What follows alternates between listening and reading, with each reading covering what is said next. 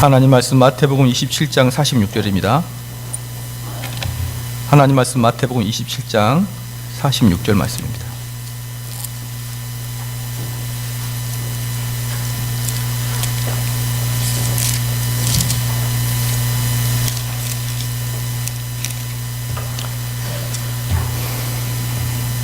(27장 46절) 말씀 다 같이 읽겠습니다. 제9시쯤에 예수께서 큰 소리 질러 가라사대 엘리 엘리 라마 사박다니 하시니 이는 곧 나의 하나님 어찌하여 나를 버리셨나이까 하는 뜻이라. 아멘. 오늘은 하이델베르그 요리문답 37문 하겠습니다. 제가 읽어드릴 테니 답을 읽어주시기 바랍니다. 고난을 받으사라는 말로 당신은 무엇을 고백합니까?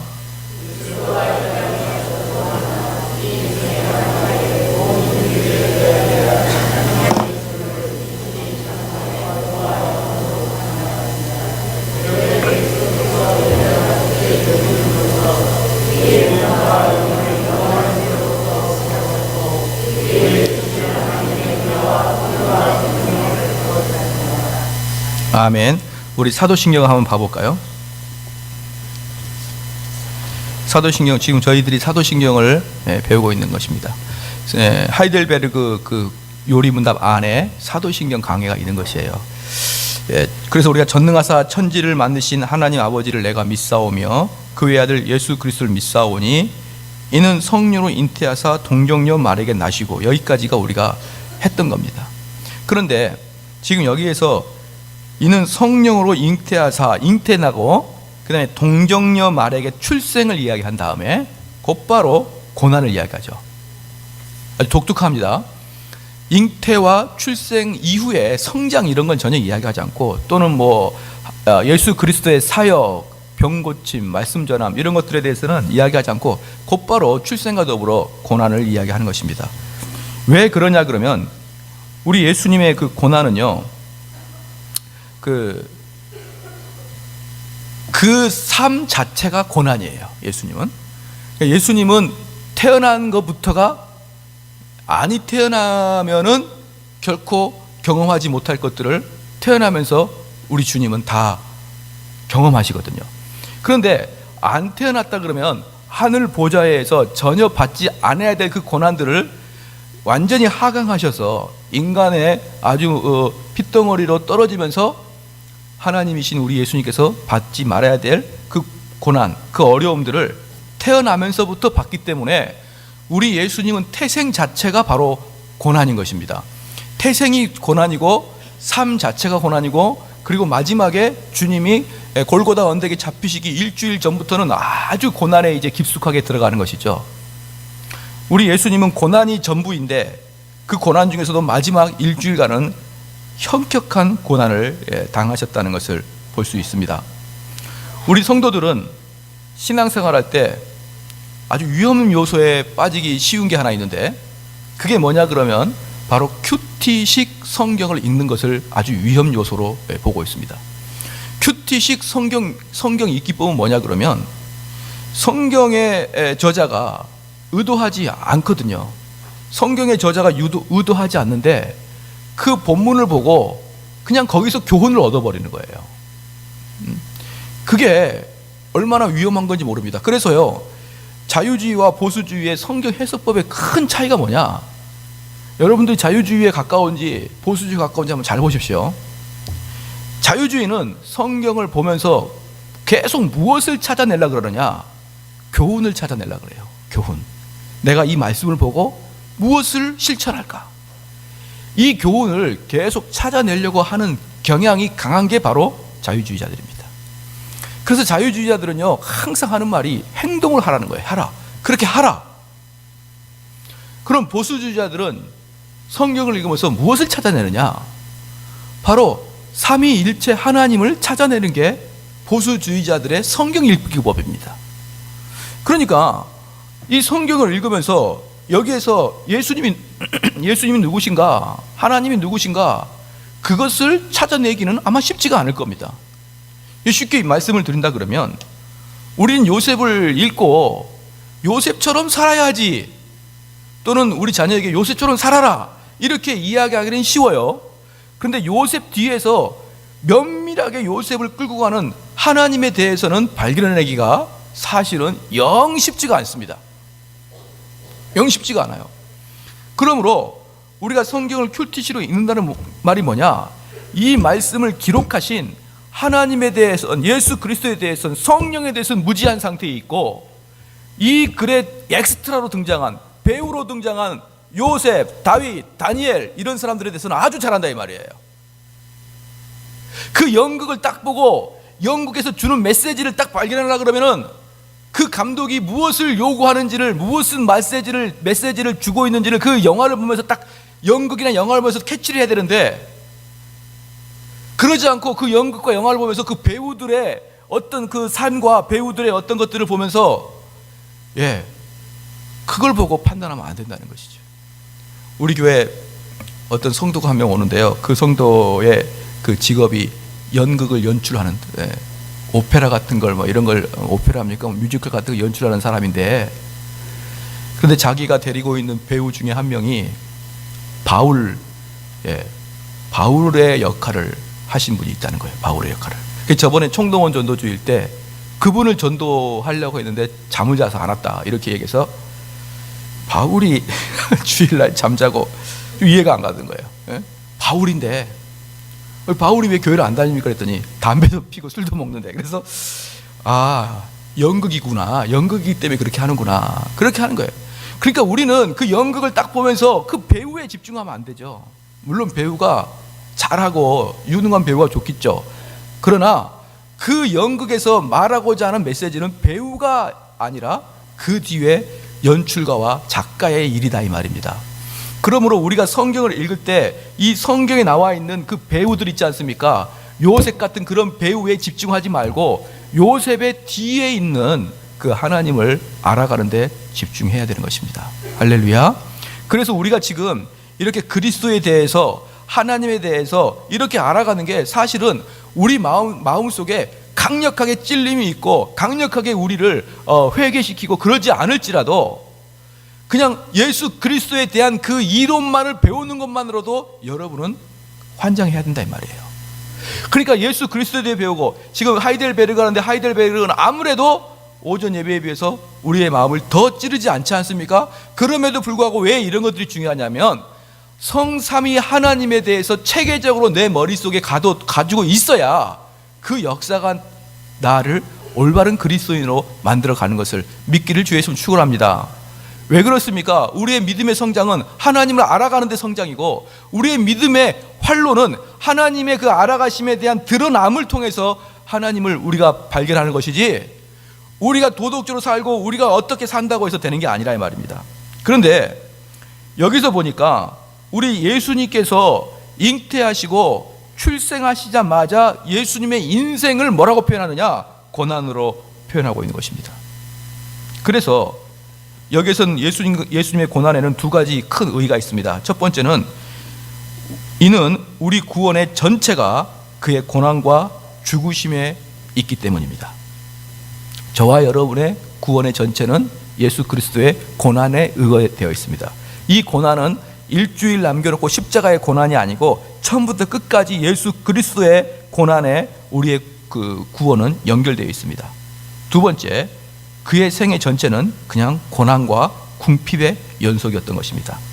그런데 왜 그의 생애 전체가 고난과 궁핍의 연속이었느냐? 그건 바로 선지자와 모든 예언들을 실현시키고, 구약에는 이미 메시아가, 그런 종류의 메시아가 나올 것이라고 예언되어 있었고 그 예언이 성취된 것입니다. 그러므로 이 고난이라는 용어를 어떻게 이해하며, 혹은 그리스도께서 이 고난을 어떻게 당하셨는지 이걸 아는 게 아주 중요합니다. 이 고난이라는 용어는요, 그리스도의 낮아지심 전체를 이야기하는 것이고, 낮아지라고 하나님께서 그리스도에게 명령하신 것에 대한 순종을 한 것이 바로 고난인 것입니다. 출생부터 죽을 때까지 우리를 위해 육체와 영혼이 함께 고통당하시고, 이는 인류의 죄를 대적하는 하나님의 진노를 그대로 받고 느끼신 것입니다. 그러나 우리는 그리스도의 고난을 그의 마지막 시대로 이해할 것입니다. 그러면 여기서 볼게요. 오늘 본문 말씀 다시 한번 읽겠습니다. 27절, 46절 말씀에, 27장 46절 말씀에 다시 한번 읽겠습니다. 시작. 제9시쯤에 예수께서 크게 소리질러 가라사대 엘리 엘리 라마 사박다니 하시니 이는 곧 하나님 하나님 나의 어찌하여 나를 버리시니까. 그러면 우리 주님께서 이 고난이 좀 다른 순교자들하고 좀 다르죠. 폴리캅 같은 경우는요, 폴리캅은 누구냐면 사도 요한의 제자입니다. 사도 요한의 제자인데 폴리캅이 그렇게 뛰어난 학자였죠. 그런데 당시에는 로마 황제를 섬기지 않으면 사형을 당하기 때문에 폴리캅에게 찾아와가지고 로마 황제를 섬기라 그랬습니다. 그랬더니 폴리캅이 했던 말이 중요한 말이, 아주 유명한 말이 있어요. 예수께서는 나를 76년 동안 한 번도 실망시키지 않았는데 내가 어떻게 76년 만에 예수님을 배신할 수 있겠느냐 라고 말했던 게 폴리캅의 아주 유명한 이야기입니다. 그러면서 폴리캅은 어떻게 했냐 그러면 그 병정들을 모아놓고 앉혀놓고 식사를 대접했어요. 여기까지 왔는데 밥이나 드시고 가십시오. 밥을 다 먹인 다음에 탈출한 게 아니라 잡혀간 거예요. 잡혀가서 그는 죽었습니다. 또 어떤 순교자는 이런 순교자가 있어요. 종교개혁 때인데 이건 참으로 재밌습니다. 이건 무지한 성도들이 얼마나 무지한지를 보여주는 한 가지 예입니다. 종교개혁을 하고 있는 이 사역자에게 이제 로마 카톨릭이 그들을 사형을 시키기로 결정한 것입니다. 그래서 그를 사형시킬 때 어떻게 사형시키냐면은 나무에다 매달아 놓고 밑에서 불을 활활 떼서 화형을 시킨 거였죠. 그런데 우리는 화형이 쉽지 않습니다. 그래서 존 칼빈 같은 경우는요, 뭐라 그러냐 그러면 그 당시 이단한테 세베르투스라는 이단이 있었습니다. 그 이단은 존 칼빈을 대단히 공격한 사람인데 어떤 걸 공격했냐면 오늘 오전 예배처럼 예정론을 계속 공격했어요. 말 같지도 않은 소리 하지 마라 이렇게 계속 공격한 것입니다. 그러니까 칼빈은 계속 그 사람과 논쟁하다가 나중에 이렇게 얘기했어요. 나는 너의 목숨에 대해서 나도 너의 목숨에 대해서 내가 보장해 줄 수 없다라고 얘기했습니다. 왜? 이미 제네바 시에서는 걔를 사형을 시킬 마음을 먹고 있었거든요. 근데 많은 사람이 세베르투스를 칼빈이 죽였다 그러는데 그때나 지금이나 목회자들은 그렇게 할 능력이 없습니다. 제네바 시 당국이 그를 사형시킨 거였죠.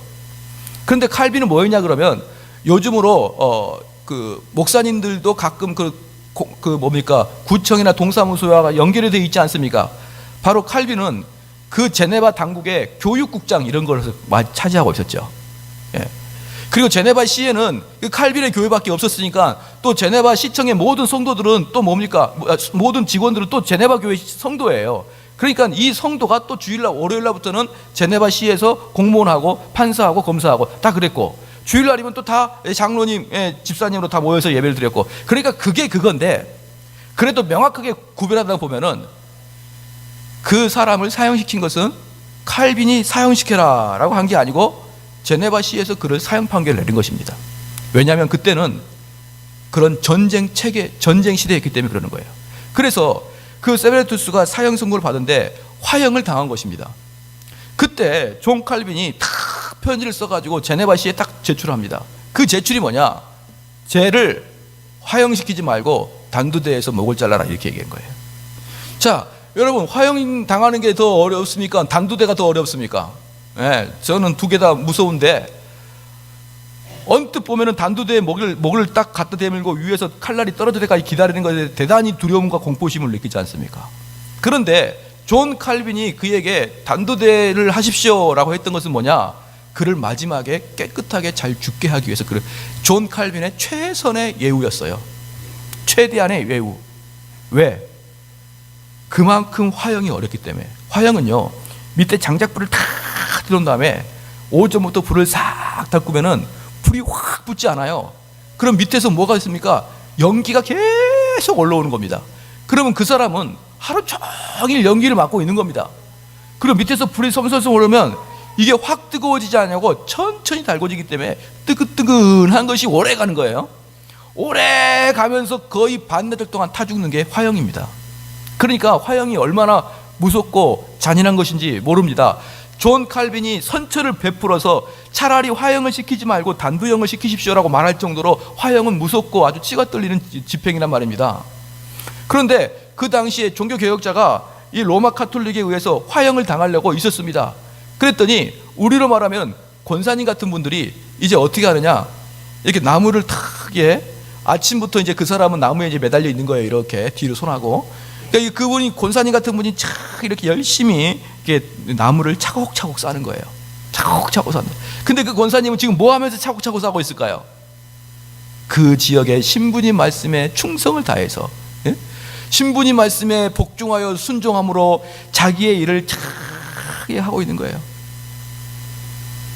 사랑하는 성도 여러분, 제가 한번 물어볼게요. 그 여자분 죄가 있을까요? 없을까요? 그 여자분은 자기가 지금 무슨 일을 하는지 전혀 모르고 그 지역의 신부, 요즘 말하면 그 지역의 목사님, 그분이 가서 장작을 거기다 쌓아라. 그러니까 이 사람은 그 지역의 신부님 말씀에 순종하여 이것을 정성껏 하나님 앞에서 일하듯이 정성껏 차곡차곡 쌓았습니다. 그때 우리 그 종교개혁자 목사님이 탁 뒤로 손을 묶은 다음에 그 사람과 눈이 딱 마주쳤어요. 그 사람의, 그 여인의 눈빛은, 그 할머니 눈빛은 정말 증오의 눈빛으로 그 목사를 쳐다보고 있는 거예요. 그러면서 이 종교개혁 목사님 뭐라고 했느냐, 자매여, 하던 일을 계속 하십시오, 이렇게 이야기했어요. 저는요, 그런 걸 보면 정말 그 여자분이 잘못했는지 잘했는지 잘 모르겠어요. 그분이 하는 일이란 뭐밖에 없었습니까? 자기가 알고 있는 종교 지도자에게 순종하는 것밖에 없었는데, 그 일이 진정한 종교 지도자를 죽이는 일이었습니다. 그래서 사랑하는 성도 여러분, 우리 성도가 무지한 것은 무죄가 아닙니다.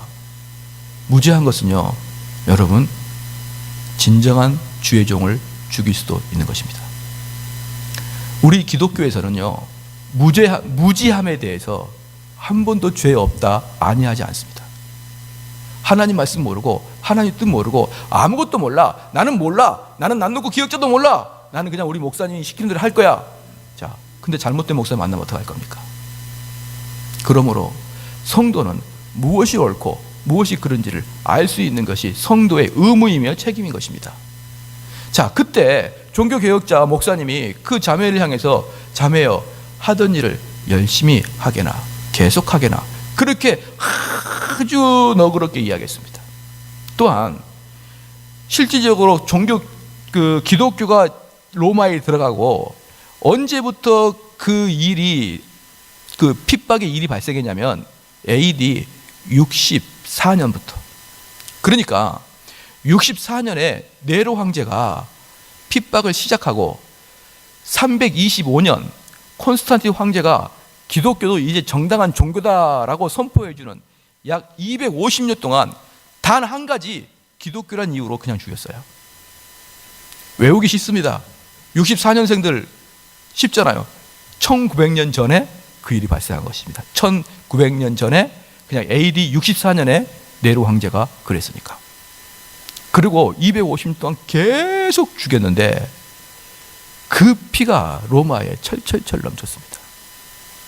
그리고 중요한 게 뭐냐 그러면 그때가 64년도거든요. 그러면 예수님이 돌아가신 지가 약 AD 30년이라고 칩시다.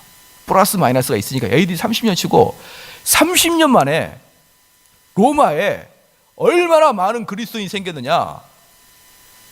네로 황제가 죽였는데 매일매일 수천 명씩 죽였어요. 매일매일.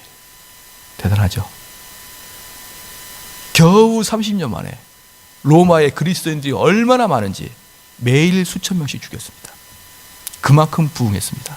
그때 그들이 피를 흘리러 갈 때 어떻게 한 줄 아십니까? 하나님께 찬양하고 갔어요. 하나님께 찬양하고 갔습니다. 그리고 지금 우리 찬송가 배우는 이 시편 찬송가 있죠. 이 시편 찬송가를 종교개혁자들은 부르면서 화형대로 끌려갔습니다. 그런데 우리 예수님 돌아가실 때 보십시오. 우리 예수 돌아가실 때 엘리 엘리 나마 사막다니 어찌하여 나를 버리시나이까. 그런데 다른 순교자들은 마지막 죽어갈 때 하나님 하나님 어찌하여 나를 버리시나이까 말하지 않아요. 그들은 스데반처럼 얼굴이 환하게 비치고 기쁨으로 순교하는데 그 많은 순교자들 중에서 예수님은 울부짖고 순교하더라 이 말이에요. 울부짖고. 다른 사람들은 그 순교자의 자리로 가서 죽기를 원하고, 심지어 초대교회 때 보면은 초대교회 때 약점 중에 하나를 뭐냐 그러면 너무 쉽게 죽을 장소로 가더라. 그들이 꼭 죽지 않아도 되는데 그들은 죽을 자리로 가는 불나방처럼으로 뛰어들어가더라. 불나방처럼. 근데 그들은 죽는 것이 기쁨이었고 죽는 게 자랑스러웠어요. 근데 우리 예수님은 여기 보니까 제9시쯤에 예수께서 크게 소리질러 가라사대 엘리 엘리 라마 사막다니 하시니, 있는 곳 나의 하나님 나의 하나님 어찌하여 나를 버리시나이까 하는 뜻이라. 그리고 이때만 그런 게 아니고 예수님 잡히시기 전날 밤에 겟셋마네 동산에서 땀이 피처럼 흘리면서 이 잔을 나에게서 걷어갈 수 있으면 걷어가 주십시오 라고 이야기했어요. 사랑하는 성도 여러분, 왜 이랬을까요? 왜 이런 일이 발생했을까요? 그렇습니다. 자, 사도신경 다시 한번 펴보겠습니다. 사도신경을 펴면요,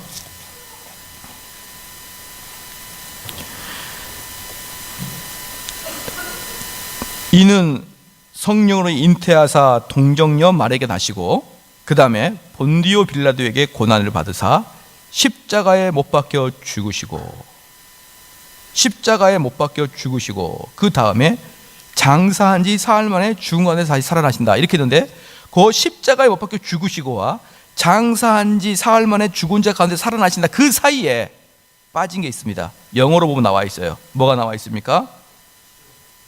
그렇죠. 영어로 뭐라고 했어요? He descended into hell.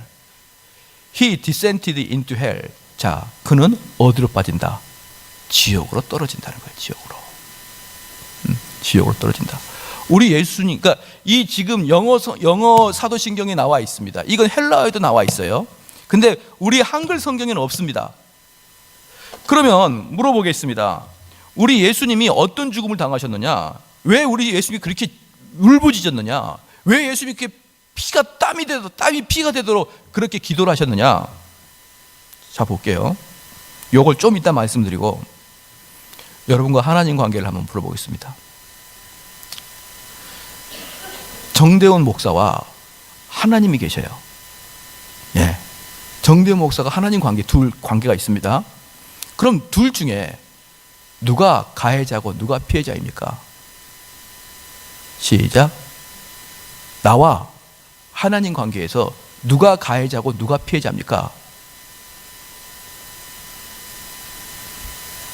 OX 퀴즈도 말 못하죠. 둘 중에 아무나 이야기하면 되는데 성령의 임재가 있는지 그냥 조용하게 얼굴만 쳐다보는데, 나와 하나님 관계에서 누가 가해자고 누가 피해자입니까? 시작. 하나님이 가해자, 내가 피해자. 우리 다윗이 기도했습니다.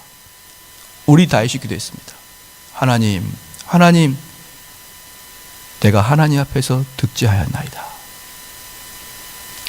내가 만약에 길동씨에게 길동아 내가 너한테 죄를 지었다. 자, 누가 가해자고 누가 피해자입니까? 내가 가해자예요. 내가. 그리고 우리 하나님은 피해자입니다. 누구? 지금 여기에 몇 명 모인지 모르겠지만 여기에 있는 사람 전체가 다 하나님을 가해시켰어요. 다 하나님을 가해시켰습니다. 하나님을 가해시켰어요.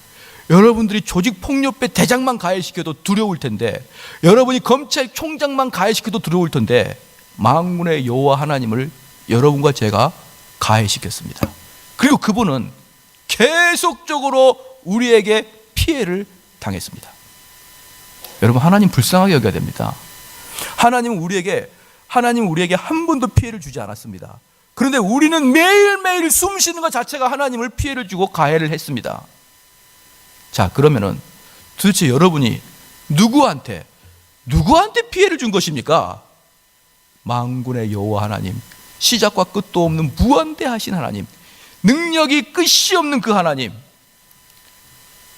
우리가 대충 이런저런 사람한테 가해를 주면 미안하다 하면 되는데, 완벽하신 그 세계의 창조자 하나님에게 대해서 저와 여러분이 가해를 하지 않았습니까? 그럼 한번 물어볼게요. 여러분들 그 다이아 반지라고 하지 맙시다. 그 지갑 이야기합시다. 지갑을 이야기하게 되면은 어떤 지갑은 상당히 비싼 지갑이에요. 그래서 이 지갑 하나에 막 300만 원, 400만 원 한다고 칩시다. 근데 어떤 분은 이건 동대문을 무시해서가 아니라 동대문에서 그냥 산 거예요. 몇 번 쓰고 말려고. 그런데 내가 이제 지갑을 사가지고 이 몇백만 원짜리 지갑을 사서 딱 오른데, 그래서 정대훈 목사님 아들이 칼로 딱 그어버렸어요. 300만 원짜리인데 그럼 어떻게 할 겁니까? 정대훈 목사님이 찾아와서 청구를 할 겁니까? 아니면 어떻게 할 겁니까? 둘 중에 뭐 하나 하겠죠. 청구를 하든지 아니든지. 그런데 속은 엄청 쓰릴 겁니다. 엄청 쓰릴 거예요. 저는 가끔 그런 생각해요. 여기 차가 주차장이 많잖아요. 주일날 차 빼다가 긁으면 교인끼리 청구할까 안 할까? 저는 이게 항상 궁금해요. 과연 청구를 하실까 안 하실까? 이런 생각을 하는데 싹 그었어요. 한 5cm 그어놨습니다. 엄청난 메이커인데. 그러면 여러분 이거 얼마짜리 잃어버린 겁니까? 300만 원짜리 잃어버린 거죠. 근데 여러분이 시장에서, 동대문 시장에서 한 5천 원짜리 사왔습니다. 그랬더니 정대훈 목사님의 아들이 5cm를 딱 그어버렸어요. 그럼 어떡합니까? 됐다, 또 사지 뭐, 이렇게 되죠. 즉 흠집을 낼 때 이 흠집 받는 대상이 뭐냐에 따라 달라지죠. 근데 여러분이 흠집 낸 게 만군의 하나님이에요. 만군의 하나님께 흠집을 냈어요. 그래서 여러분의 죄는 무한대입니다. 무한대예요. 1만 달란트. 1만 달란트입니다. 1달란트가 뭔지 아시죠? 1달란트는요, 금 30kg가 1달란트예요.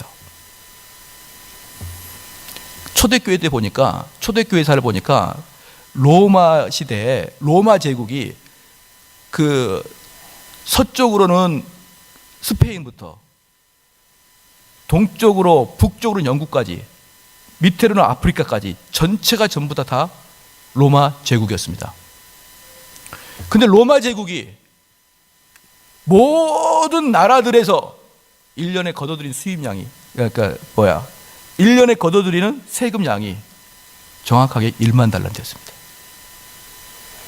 그때 당시 전 유럽에서 강포하게 빼낸 세금이 1만 달란트였어요. 그래서 예수님께서는 1만 달란트 예화를 든 것입니다. 즉 로마 제국이 전체를 통틀어서 얻어들일 수 있는 그 수입, 그걸 갚아줬다는 거예요. 지금 무슨 말입니까? 우리가 하나님께 득지한 것은 1만 달란트, 즉 무한대의 죄를 진 것입니다. 왜? 우리가 요만큼만한 죄를 지어도 명품에다가 기스를 냈기 때문에 그 명품은 쓸모가 없어진 것처럼, 우리가 아무리 작은 죄라도, 어떤 사람은 그럽니다. 야, 나처럼 이렇게 죄를 짓지 않은데 나도 지옥 간단 말이야? 말할 수 없어. 내가 무슨 얼마나 큰 죄였다고 이렇게 따지는 사람이 있어요. 그런데 아무리 작은 죄라도 그 죄는 다 하나님과 연관되어 있기 때문에 내가 죄를 짓는 순간 모든 죄든지 전부 다 무한대의 죄가 되는 거예요. 그래서 저와 여러분들은 하나님께 벌을 받아야 되는데 어떤 벌을 받아야 됩니까? 무한대의 벌을 받는 거예요. 하나님은 신실하셔서 하나님은 자기의 말씀을 꼭 지키십니다. 그래서 하나님 말씀에 순종하지 못하면 그 사람을 멸망시킬 것이라고 분명히 성경에 나와 있습니다. 그래서 하나님은 우리를 보면서 우리를 저주하실 것이에요. 우리를 저주하는데 어떻게 저주하냐면 영원한 지옥불에 떨어지게 저주한다 이 말입니다. 우리를 저주할 때, 그때 우리 예수님께서 그건 내가 받겠습니다, 그렇게 한 거예요. 우리 하나님이 저와 여러분, 우리의 믿음의 선배, 아니 우리 믿음의 후에 모든 사람들의 죄를, 무한대의 죄를 누구한테 쏟아부어 버리냐 그러면 자신의 독생자 아들 예수한테 쏟아부어 버린 거예요. 자, 봅시다. 그래서 우리 예수님은 이렇게 할 수 있어요. 이 마음속에 신성과 인성이 같이 있거든요. 그러면 이렇게 생각할 수 있죠. 자, 봐봅시다. 여기서 이게 정말 어려운 문제거든요. 근데 우리 성도들은 머리가 좋으니까 대답을 잘해 주실 것이라고 믿고, 제가 여러분에게 질문을 할 테니까 여러분 꼭 질문에 대답을 해 주시길 바랍니다. 제가 왜 이렇게 강하게 이야기하냐면 아무 말도 안 하고 쳐다볼까가 막 그러는 거예요.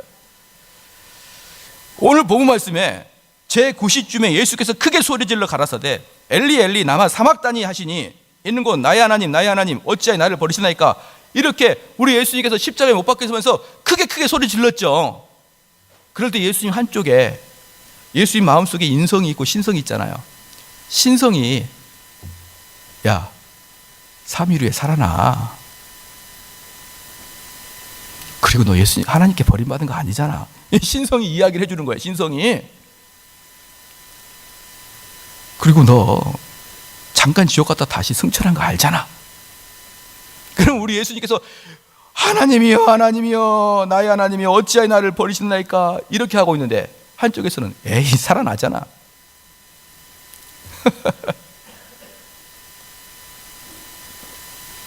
예수님이 다시 살아날까 알았을까요? 몰랐을까요? 제가 물었잖아요. 대답 안 할 거라고. 대답할 수 있는 것을 저는 질문을 안 해요. 예수님께서 몰랐다 그러면 예수님의 전지전능한 지혜는 어디 가셨고, 예수님이 알았다 그러면 큰 문제입니다. 쇼하는 거예요. 쇼하는 거예요. 연극. 자기 아닌 거 알거든요. 하나님께 버림받지 않는 거 알거든요. 근데 버림받았다고 연극하는 거예요.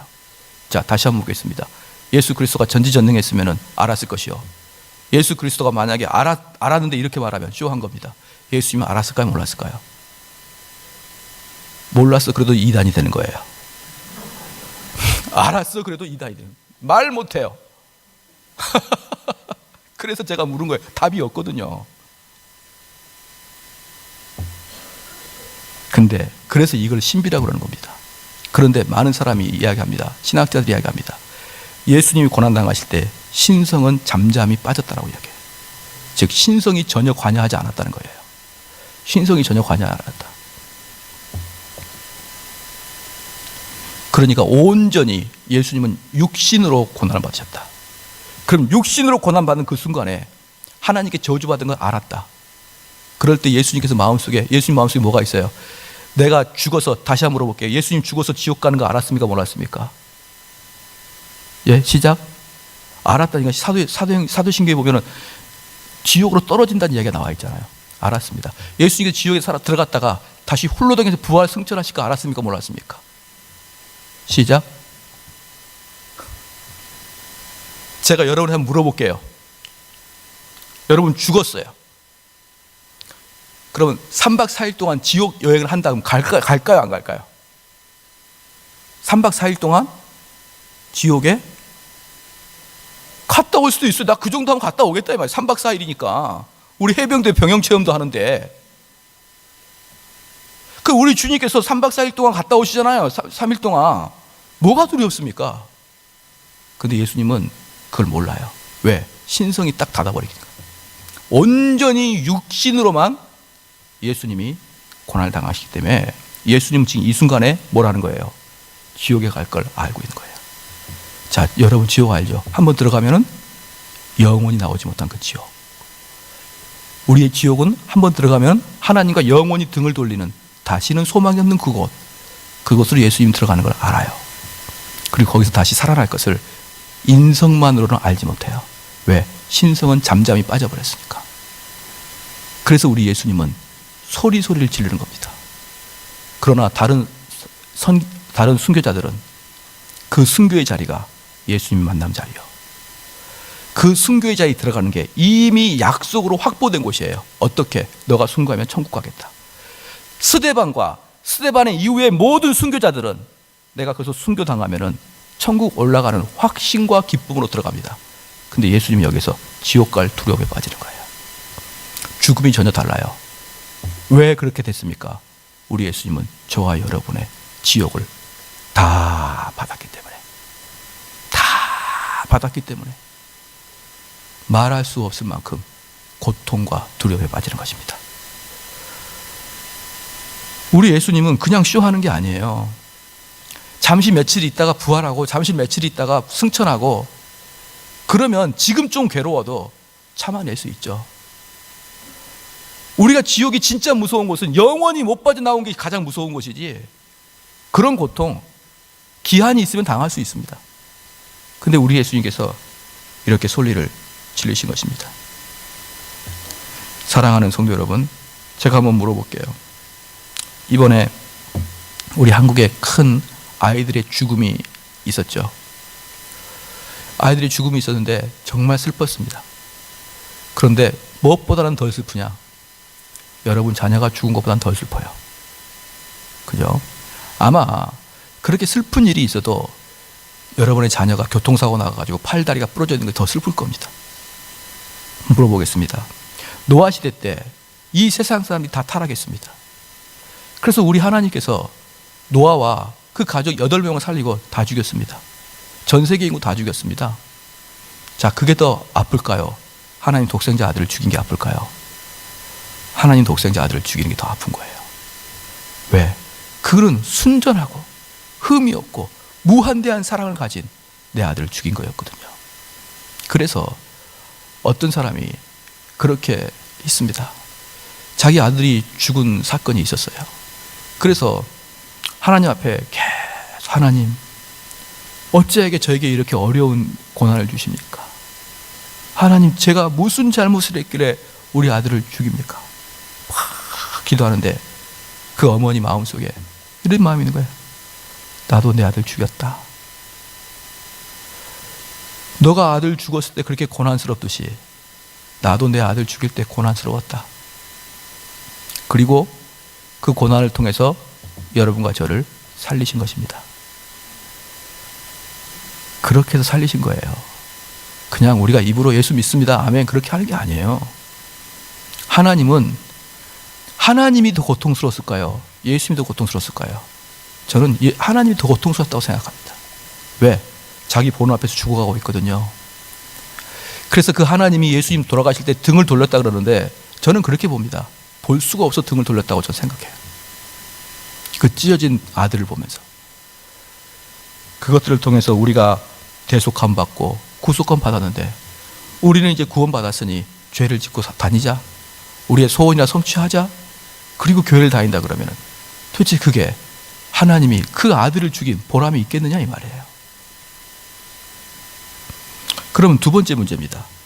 그러면 우리 성자 하나님만이 죽을 수 있습니까? 그렇습니다. 성령 하나님과 성부 하나님 죽을 수 없습니다. 왜? 그들에게 육체가 없기 때문에 그런 거예요. 그들에게 육체가 없기 때문에 죽지 않습니다. 그래서 성자 하나님만이 우리를 구원시키는 최종적인 사역을 감당하시는 것입니다. 우리가 구원받을 때 성자, 성부, 성령의 하나님이 다 관여하지만 실질적으로 구원의 빙점을 찍는 분은 성자 하나님이신 것을 믿으시길 주의 이름으로 축원합니다. 성자 하나님만이 우리를 죽일 수 있어요. 지금 마지막에 중요한 것 또 하나 할게요. 그럼 예수님이 돌아가실 때 그 예수님 안에 있는 신성은 고통을 당하고 죽음을 당했을까요? 아니면 당하지 않았을까요? 예수님 안에 인성과 신성이 같이 있거든요. 자, 예수님 안에 인성과 신성이 고통을 당하고 신성도 같이 죽었을까요? 아니면 신성은 고통을 당하지 않냐고 육신만 그렇게 됐을까요? 시작. 우리는 뭐 육체만 죽음을 당했을까요? 아니면 그의 신성까지 죽음을 같이 당했을까요? 시작. 예. 우리는 한 교회에서도 하나가 안 되는 거예요. 쉰 막 이러고 육육 막 그래요. 지금 제가 여러분에게 힌트를 분명히 줬습니다. 방금 하나님은 성령이고 영이기 때문에 죽지 않는다고. 성령은 죽지 않아요. 영은 죽지 않아요. 육체가 죽는 겁니다. 육체가. 그래서 베드로전서 한번 봐볼까요? 베드로전서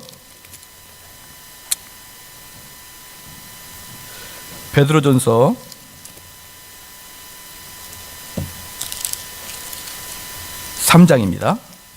베드로전서 3장 3장 18절 말씀 같이 한번 읽을게요. 시작. 그리스도께서도 한 번 죄를 위하여 죽으사 의인으로서 불의한 자를 대신하였으니 이는 우리를 하나님 앞으로 인도하려 하심이라.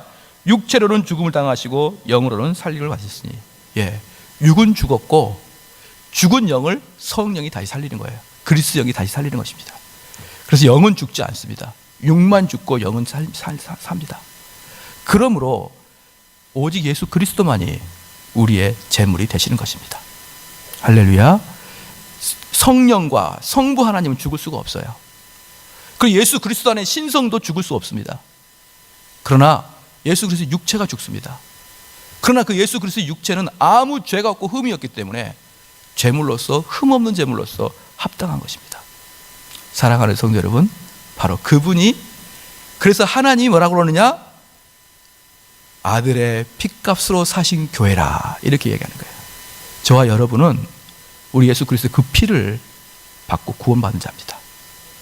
그렇기 때문에 우리 몸을 함부로 굴리지 마십시오. 우리 안에 성령이 계시면은 성령대로 우리가 살아가지 않으면 성령이 탄식하여 이야기합니다. 내가 너희 그렇게 하라고 구원했느냐? 내가 너 그렇게 살라고 내가 내 아들 독생자를 죽였느냐? 예. 하나님이 보시기에, 마지막 말씀하겠습니다. 하나님 보시기에 예수 그리스도는 죽었습니다. 어떻게 죽었습니까? 시작. 무한히 영원히 죽었습니다. 무한히 영원히 죽었어요. 그러니 하나님 보시기에 그 예수님은 지금도 계속 죽는 거예요. 무한하니까, 끝이 없으니까 하나님은 계속 그것 때문에 자신의 아들을 죽은 것에 대한 슬픔을 가지고 있는 것입니다. 우리는 그러한 큰 영광을 받고, 그래서 1만 달란트라고 해요. 1만 달란트. 도저히 상상해낼 수 없는 그러한 것들을 우리가 받은 것입니다.